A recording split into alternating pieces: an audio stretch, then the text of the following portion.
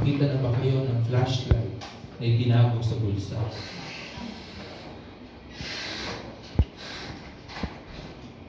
Alam ko, minsan tinatago niyo yung ganda, tsaka yung pogi. Okay lang yun. Matagal lang tinago ng nanay ko.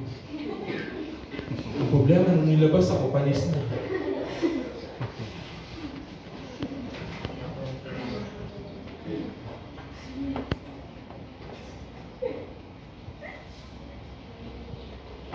So, mabuti kang tao, huwag mong i-hide yun.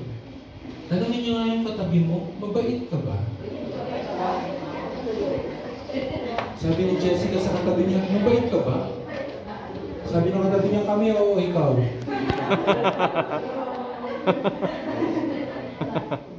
Diba? Kung mabait ka, huwag mong itago yan. Hayaan mo yung ibang tao na makaalam na mabait ka. Hayaan mo ang maging middle name mo ay mabait ka. Kiana Mabait Carlos.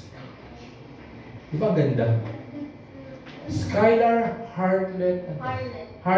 Ano naman? Ano sabihin siya? Harlet Mabait Domingo.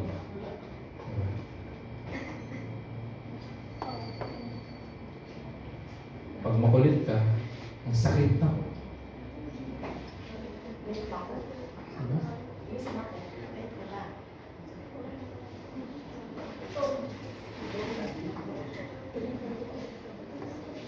God called us to be bold.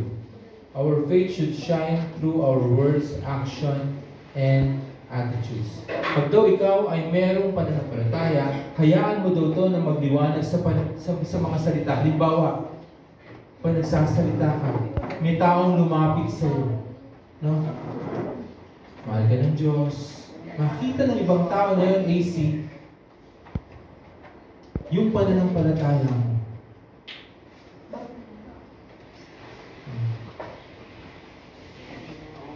Galing ako, kabisado ko yung mga pangalan niyo. Actions and attitude. Kung mabuti kang tao, hindi lang basta sa salita. Nakikita rin ito sa gawa. At kahit walang taong nakatingin, mabuti kang tao. Minsan kasi may mga tao na mabuti lang pag mayroong nakakakita. Lalo na ngayon sa May, daming mabait. Mga kababayan, nasa inyo ang puso ko. Mahal na aming senador. Sawa-sawa na kami sa puso. Utak naman. Willie Rebellion. Minsan may mga tao na mabait lang sa salita. Oh, dahan-dahan ka. Pag nakatalikod ka na, tatanga-tanga kasi.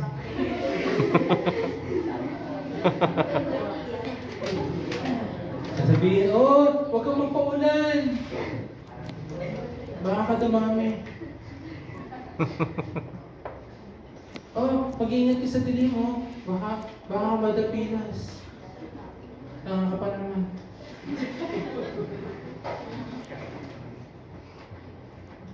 Oh, alam mo ba, mahal na mahal ka ng anak ko. Buti lang maganda ka.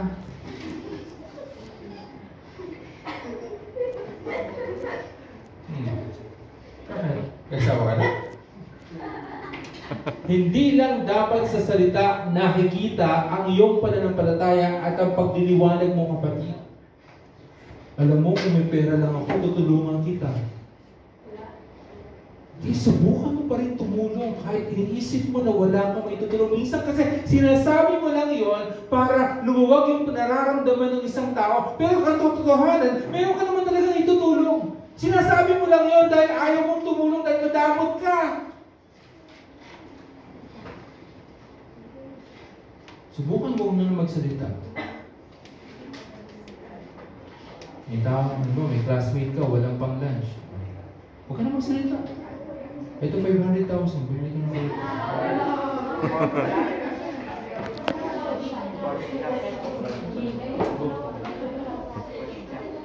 Yen.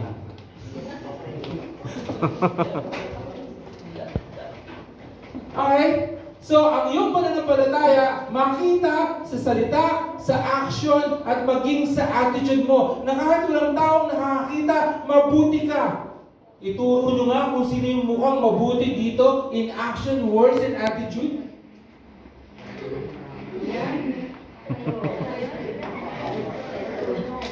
O diba?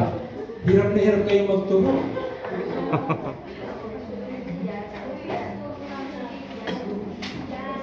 Kung kayo man yun, mga anak, mga magulang, hayaan nyo malaman ito ng ibang tao.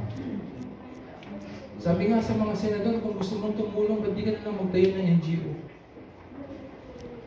Ba't kailangan mo pang gumastos para lang iboto bilang senador? At ang gagawin mo lang doon ay maupo. Kahit sa beses, di ka man na nagsalita. Diba? Kaya kayo mga anak, ang kinabukasan ng Pilipinas nasa inyong mga kamay. Huwag na kayong bumoto ng artista, parang awa nyo na. Kasi itong mga magulang na to, kinikilig. Ay, dito lapit, Robin. Eh, tingnan nyo ngayon, ng Pilipinas. Gulong-gulo.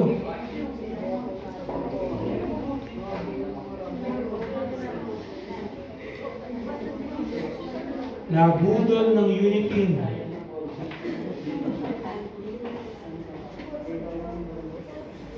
Lastly, dito na po ako magtatapos.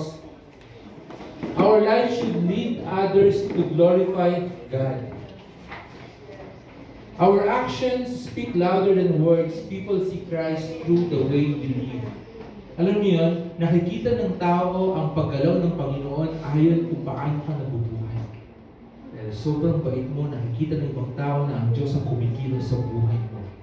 Ikaw yung lagi nilang natatakbuhan sa mga panahon na kailangan nila ng isang taong tutulong sa kanila. Nakikita nila kung paano gumalaw ang Panginoon sa buhay mo.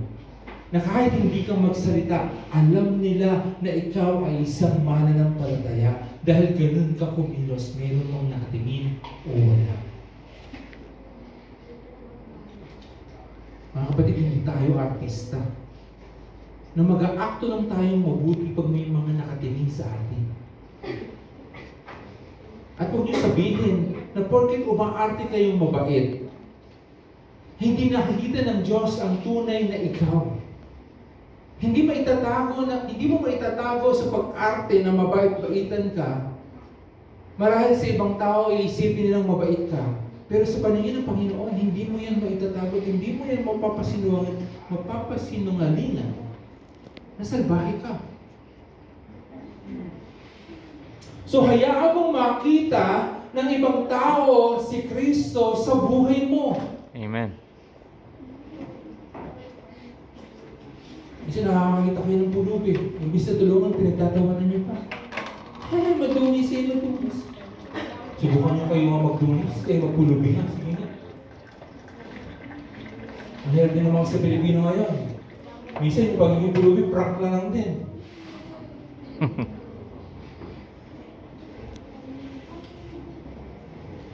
Good deeds reflects God's character. Serving, loving, and helping others demonstrate His love. No? Pag daw ikaw ay gumagawa ng mabuti, nakikita yung karakter ng Diyos sa'yo. Kasi ang Diyos natin ay mabuti.